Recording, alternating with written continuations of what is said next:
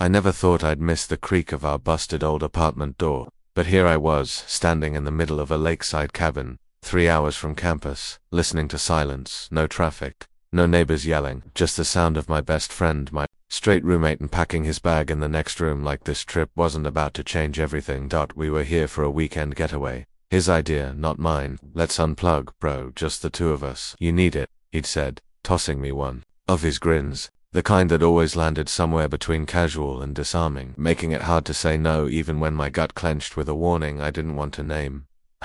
I wasn't sure if he knew what it did to me when he smiled like that, or when he wandered out of his room shirtless, scratching his chest and yawning like we'd been married 10 years, or when he stole fries off my plate like they were his by right. No, he didn't, no. I'd made sure of that. He was my best friend, my roommate, my favorite person. I knew he was safe, or at least, he used to be, until lately, until the day he crashed onto the couch beside me, his thigh brushing mine and staying there, until the night he fell asleep watching a movie, head resting against my shoulder like he belonged there, until he looked at me a little too long when I laughed, like he was searching for something he just realized was missing. That was the problem. I'd spent so long convincing myself he didn't feel anything, but now, I wasn't so sure, and that terrified me. The cabin was small, just 1 floor, 2 bedrooms, and a fireplace that looked like it hadn't been used since 1997. It smelled like pine wood and old fabric softener. His backpack landed with a thud on the worn leather couch, and I caught a glimpse of his hoodie hanging out the side. My hoodie, the one he borrowed last month and never gave back. You good with the room on the right? He asked, poking his head back into the main area. His dark hair was messy from the drive, and his voice had that casual drawl that always made me feel like nothing in the world could go wrong as long as he was nearby. Yeah, I said quickly, clearing my throat. Fine with me. He nodded, flashing that half smile again. Cool, the view's better from the left, but I snore. You're welcome. I rolled my eyes, trying not to let my face give too much away. You say that like it's a favor. It is. My snoring could ruin lives.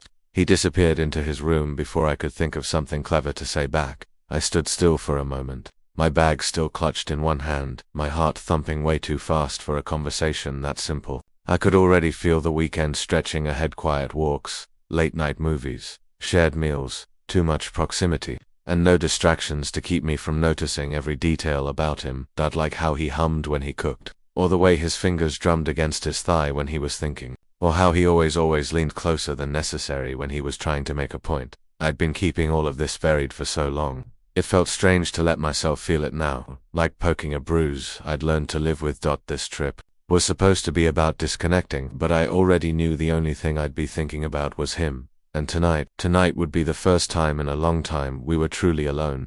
I met him in the most unremarkable way. He was standing in our shared dorm room holding a half-unpacked duffel bag, wearing a band tee and socks with little ghosts on them. He looked up, grinned like we were already friends, and said, "Guess you're stuck with me." That was 2 years ago. Since then he's become the most consistent part of my life. We've been through finals week breakdowns, heartbreaks, hangovers, and holidays. He was the one who brought me soup when I got the flu, who stayed up with me all night when I found out my dog back home passed, who somehow always knew when I needed space and when I needed him to sit quietly beside me. He wasn't perfect. He left his laundry in the washer too long. He sang off-key in the shower. He took forever to reply to texts, but somehow, that all became part of his charm. We clicked in a way I hadn't clicked with anyone before. Our friendship had always been easy, like slipping into warm water. We'd talk about everything and nothing fierce. Favorite cereals, weird dreams. He knew what songs I cried to and what shows made me laugh till I couldn't breathe. And I knew the way he liked his coffee, how he always double-knotted his sneakers, and that he hated sleeping with socks on. But somewhere along the way, things shifted, and not for him, at least, not that I knew. For me, it started in the quiet moments. Like when we sat on the couch, shoulders touching, his laugh echoing in my chest. Or when I'd catch him watching me a second too long and pretend I didn't notice. Or when he hugged me and I held on half a beat longer than I should have. Kept telling myself it was just admiration, just comfort, just friendship. But I knew better. You think there's Wi-Fi out here? He called out from the porch now, shaking his phone like it would suddenly connect if he moved just right. Doubt it. We're in the middle of nowhere. He sighed dramatically. Guess we'll have to talk to each other like it's 1995. You say that like we don't already talk too much. He grinned and stepped back inside, the screen door squeaking shut behind him. True. But now I'll have your undivided attention. No distractions. I raised an eyebrow. Sounds like a threat. It is. He wiggled his eyebrows in that ridiculous way he always did, then flopped onto the couch and patted the cushion beside him. Come here. I'm hungry, and I can't cook unless someone sits here and watches me like I'm a cooking show contestant. I shook my head, but I went. That was the thing about him, he didn't have to ask twice. Later, while he was rummaging through the tiny kitchen for something to turn into dinner, I wandered into the bedrooms. They were nearly identical wood walls, a window each, beds just big enough for one. I dropped my bag onto the right side bed, feeling strangely restless. The cabin was cozy, warm with golden light spilling in from the setting sun. But something buzzed under my skin, a quiet energy I couldn't explain. Then I opened the closet and frowned. Hey, I called out. What's up? There's no bedding in here, no pillow, no blanket. Just hangers. He peeked around the corner a second later, holding a box of pasta in one hand. Seriously. I stepped aside so he could see for himself. Huh. He scratched his neck. Guess they forgot to stock both rooms. Or one of us is gonna have a cold night, he smirked. Not necessarily. We've shared a bed before. My heart gave a stupid little jump. Yeah, when we were drunk and passed out fully clothed. It's not that deep, man. He said it lightly, casually, like it really wasn't a big deal. But his eyes lingered on mine for a second too long. I looked away, busying myself with pretending to inspect the window. We'll figure it out, I muttered, too aware of the warmth in my cheeks. By the time dinner was done, a mess of cheesy pasta and overcooked garlic bread, we'd slipped back into our usual rhythm. Teasing, laughing, bumping shoulders like nothing weird had happened. Like he hadn't just casually suggested we share a bed and looked at me like he meant more than what he said. But I couldn't unfeel it. Later that evening, we sat by the fireplace, with our plates on our laps, half a movie playing on his laptop. He nudged me with his elbow. Remember that road trip sophomore year, when you made us stop just to take a picture of cows? They looked majestic in the fog. They looked like cows. Regular, unimpressed cows. I laughed. You just have no appreciation for rustic beauty. He grinned and handed me another piece of bread from his plate. I have appreciation, just not for cows.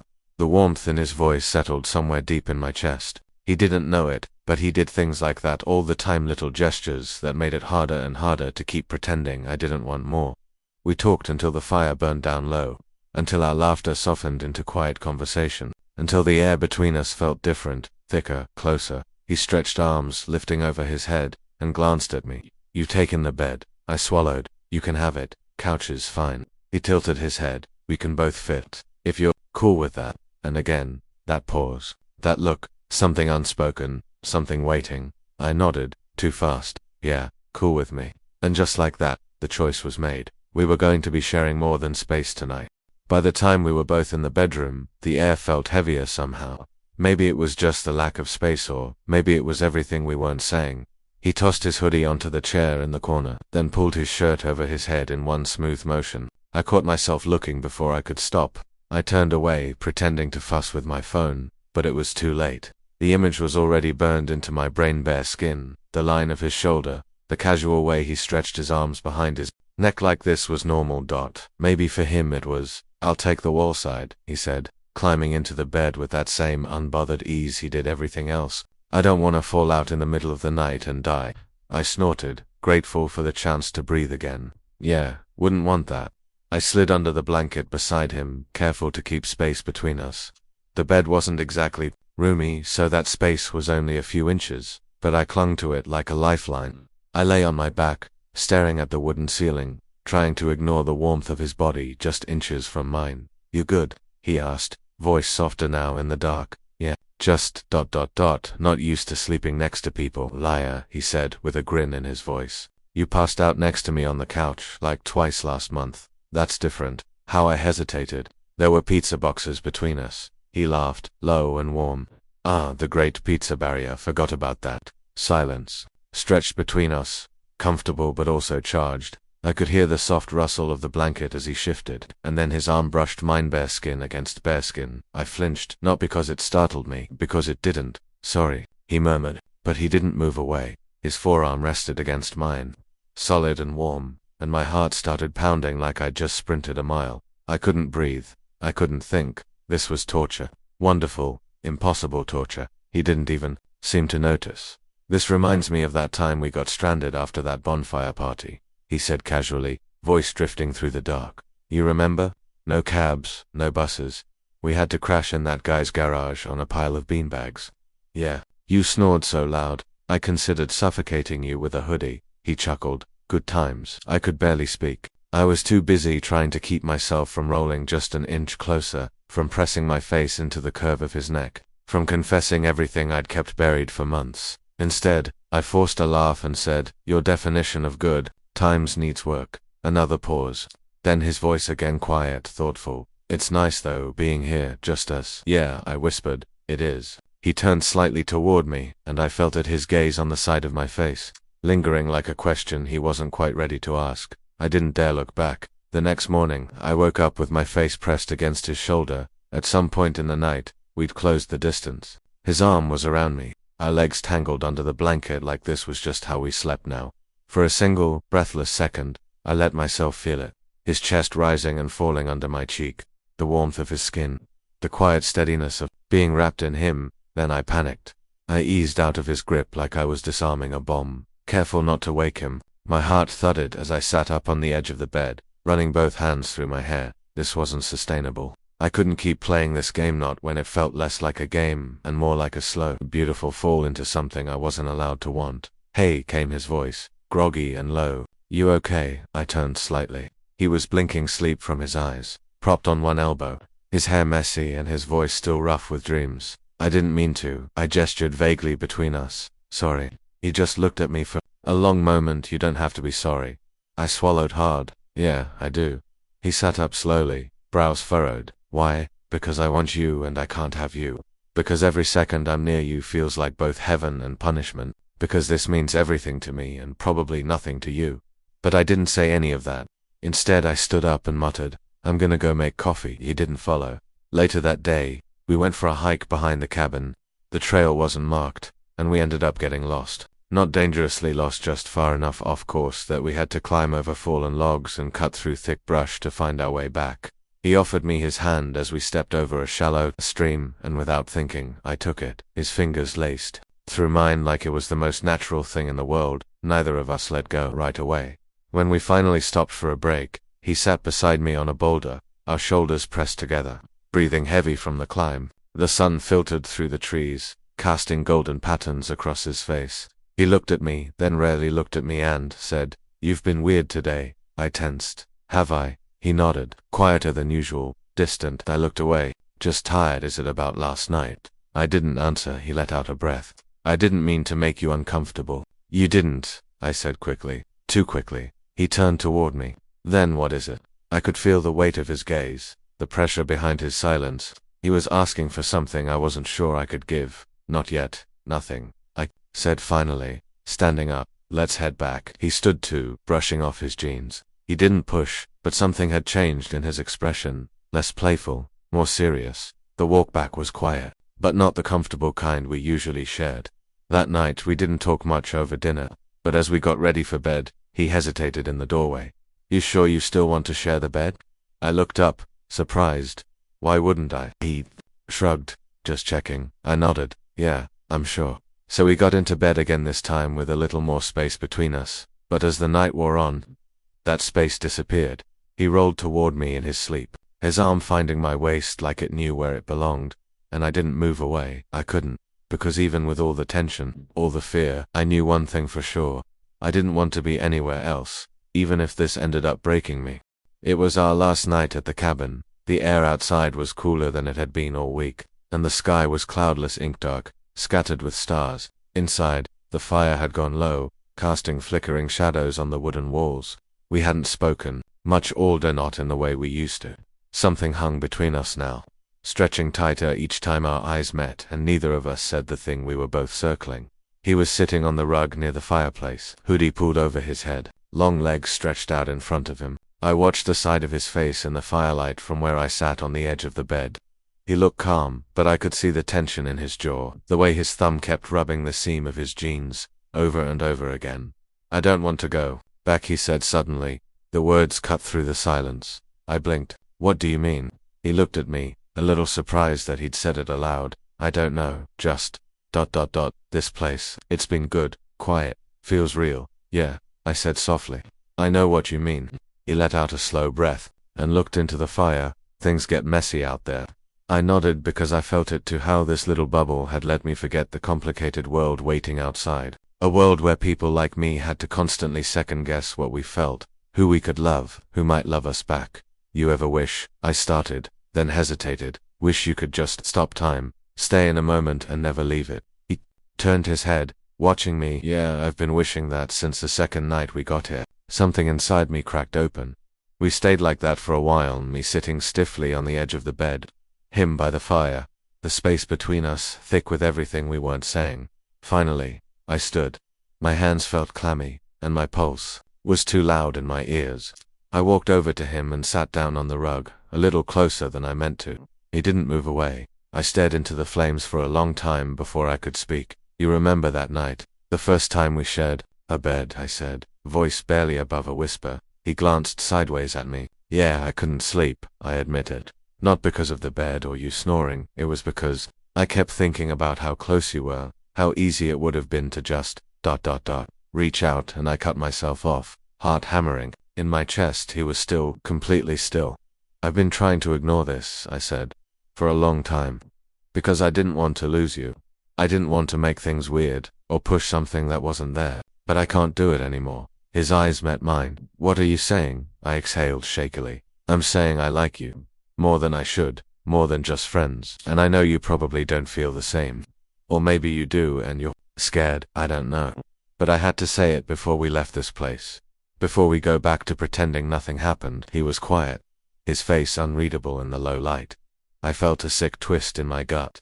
You don't have to say anything. I just needed you to know. I started to stand up, to walk away and save what was left of my dignity, but his hand caught mine. Wait. His grip was gentle, but firm. I looked down at him, and there was something new in his eyes, something unguarded. I don't know what I'm doing, he said slowly. I've never felt this before. With a guy, I don't know what that means for me. But when I'm around you, everything feels right, even when it shouldn't. I knelt back down beside him, breath caught in my throat. I keep thinking about the way you look at me when you think I'm not noticing, he said. I keep remembering what it felt like when you were pressed against me that night. Like, it meant something, because it did. It does. My heart squeezed. He laughed softly. But it wasn't mocking. It was nervous real. I thought I was imagining it. I kept telling myself it was just a phase, or the closeness of the trip, or the cold making us you know. But then I'd catch myself wanting to make you laugh, wanting to touch your arm, wanting to be near you for no reason at all. I stared at him, stunned.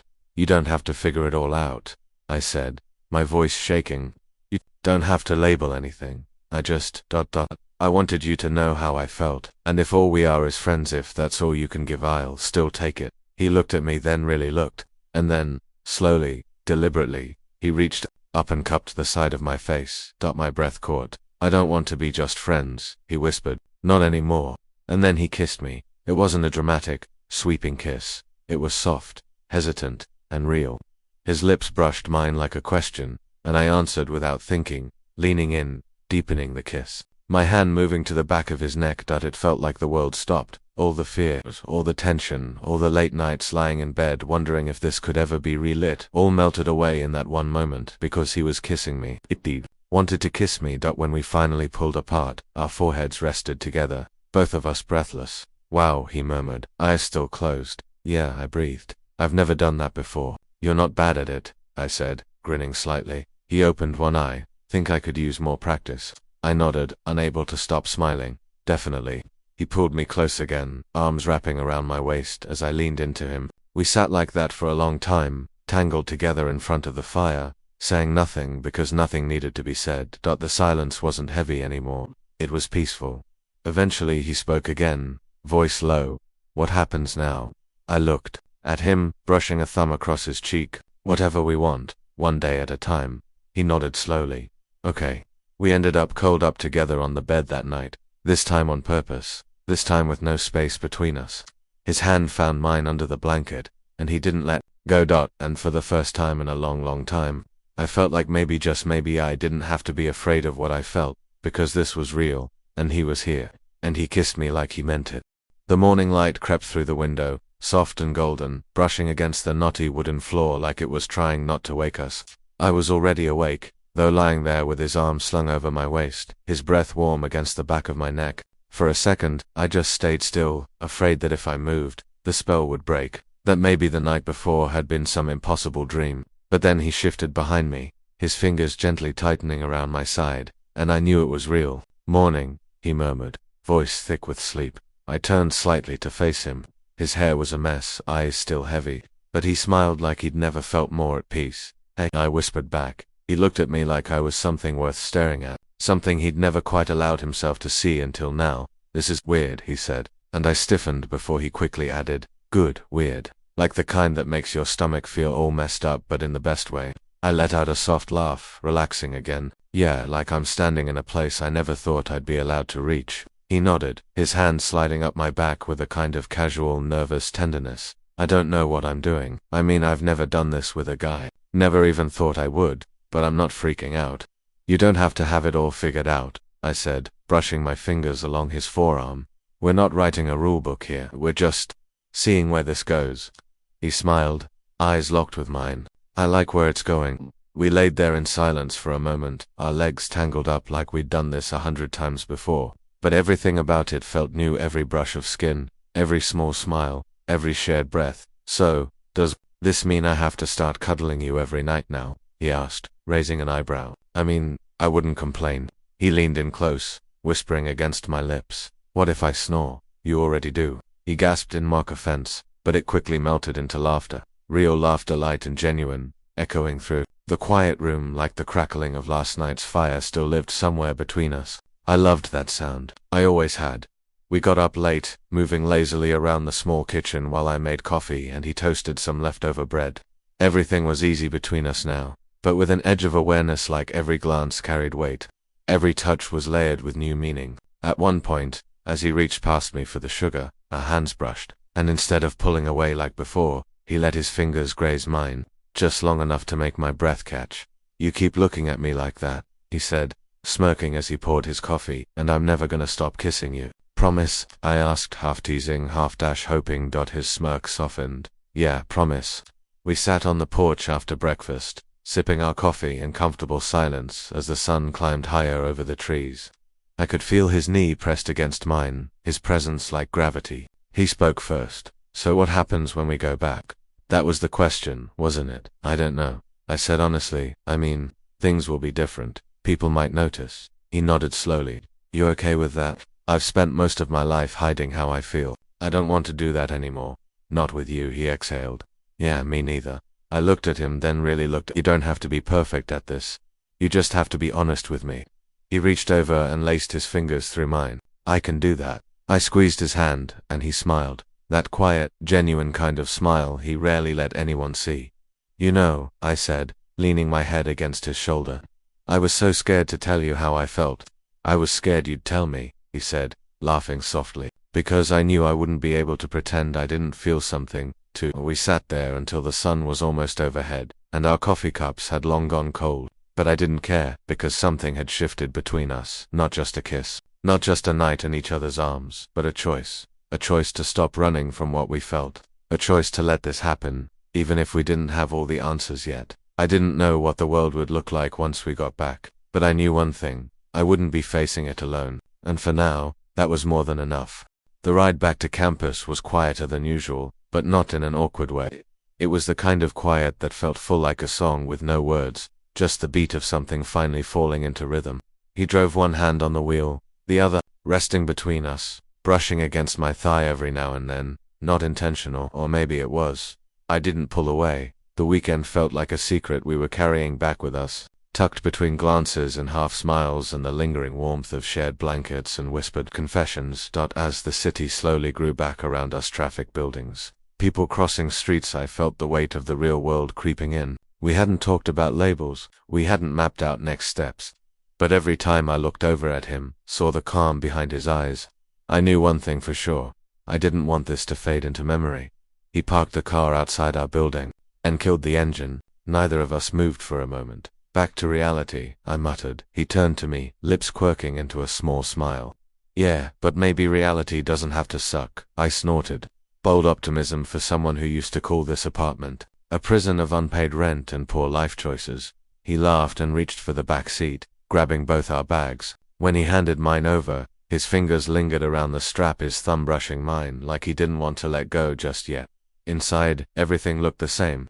Same dim hallway light, same scratch on the doorframe, same couch with a broken spring on the left side, but it felt different now, warmer, like it had shifted just slightly to make space for what we were becoming. He dropped his bag with a thud by his bedroom door, then turned to face me. "I don't want this to be a cabin thing," he said quietly. I blinked. "What, something we only talk about when we're away from everything. Something we pretend didn't happen the moment someone knocks on our door." His voice cracked, just a little, and I realized how hard he was trying to get this right. Not perfect, just honest. I stepped closer, heart hammering. It wasn't just a cabin thing for me. He reached into his pocket and pulled something out. At first I thought it was a folded note, or maybe something sentimental. But when he opened his palm, it was that stupid pine cone I'd thrown at him on our first hike together. I stared at it, a laugh catching in my throat. "You kept that," he shrugged. "It reminded me of you. Kind of annoying, a little sharp. Somehow still stuck with me." I took the pinnacone from his hand, turned it over gently. "You're lucky I like you." He grinned, then pulled me into him slowly, carefully, like I was something fragile and he was afraid he might ruin it by moving too fast. His arms slid around my waist, and I let mine rest on his chest, where his heartbeat felt steadier than mine. We stood like that for a long moment, quiet in the way that said everything. "I don't know how to do this," he whispered, "but I want to." I looked up at him. "That's enough. We figure the rest out together." He nodded. Then, without a word, he reached into the drawer near the TV, the one we always crammed full of wires and junk, and pulled out a Sharpie. Walking over to the calendar we never used, he circled today's date and scribbled a tiny pine tree next to it. I tilted my head. "But our anniversary now." He leaned in, brushing his lips against mine in the softest, briefest kiss. Our beginning that night, we didn't do anything dramatic. No big gestures, no declarations. We just lay on the couch together, half watching an old movie we both loved. His legs stretched across mine, our fingers laced loosely between us. At one point, I glanced over at Hermat, the quiet joy in his expression, the peace in his posture, and I felt something settle in my chest. Not butterflies, not sparks, something deeper. Something like home, because it wasn't just the cabin that changed us. It was him, it was me. It was that one night when everything stopped pretending, and we let the truth finally surface, and now that it had, there was no going back.